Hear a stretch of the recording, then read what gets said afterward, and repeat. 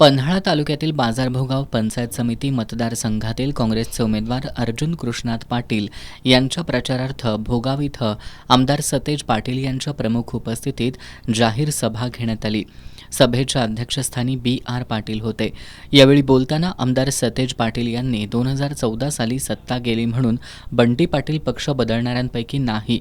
या एकाकी लढाईमध्ये माझ्यासोबत जनता आहे। बंटी पाटील कुठला कच्चा नाही तर सच्चा माणूस आहे।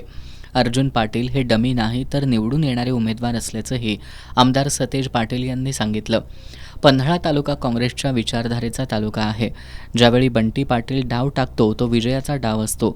ज्याप्रमाणे DY पाटील दादा, यशवंत एकनाथ पाटील दादा, अरुण नरके तालुक्याच्या विकासासाठी सक्रिय होते, त्याच पद्धतीनं आपणही सक्रिय राहणार असून कोणत्याही अडचणीत इथल्या जनतेसोबत आपण असू, अशी ग्वाही आमदार सतेज पाटील यांनी दिली।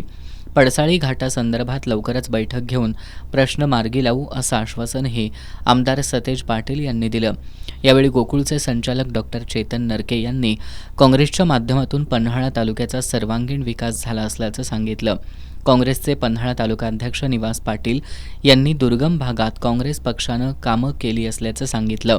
यावेळी सारंग तळेकर, रावसाहेब पाटील, रमुल पन्हाळकर, राजू महामुलकर, B.D. कोटकर, बबन रानगे, युवराज काटकर, रविराज सावंत, राहुल खोत, निलेश पाटील, महादेव महामुलकर, अरविंद बुवा, सदाभाऊ पोवार, सुरेश मुगडे, विशाल पाटील, प्रमोद हिरडेकर, विजय माळवी, रवी पाटील आदी मान्यवरांसह ग्रामस्थ मोठ्या संख्येनं उपस्थित होते।